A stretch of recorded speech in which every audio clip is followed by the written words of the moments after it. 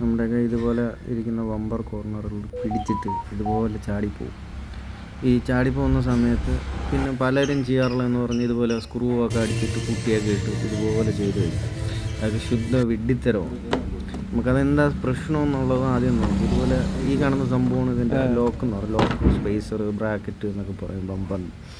ഈ സാധനം ഡാമേജ് ആണെങ്കിൽ അത് മാറുക. അതിനുശേഷം ബോഡി ചെക്ക് ചെയ്യുക. ബോഡിയിൽ എന്തെങ്കിലും പ്രശ്നമുണ്ടോ എന്നുള്ളത് ബോഡി ചെക്ക് ചെയ്യുക. കണ്ടോ, ഇത് കണ്ടോ, ഇതൊക്കെ ഈ ഭാഗമൊക്കെ മൊത്തം തിരിഞ്ഞു പോയി, പുറത്തേക്ക് പ്രൊജക്റ്റായി. അതുകൊണ്ടാണ് ആ സ്പേസർ ചേർന്ന് വരാതെ വരികയും ബമ്പറിൻ്റെ അവിടെ ഗ്യാപ്പ് വരികയും ചെയ്യുന്നത്.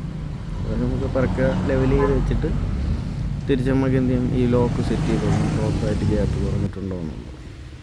അപ്പോൾ ഇതുപോലെ പ്രസ് ചെയ്ത് വെച്ച് കഴിഞ്ഞ് നമ്മൾ കയറണം. ചെറിയ ടൈറ്റ് ഉണ്ടാവും. ഫുള്ള് കയറിയിട്ടുണ്ട്. കറക്റ്റ് ചേർന്നിരിക്കുന്നുണ്ടോ. എല്ലാ സ്ക്രൂ ഒക്കെ ടൈറ്റ് ചെയ്യുന്നുണ്ട്.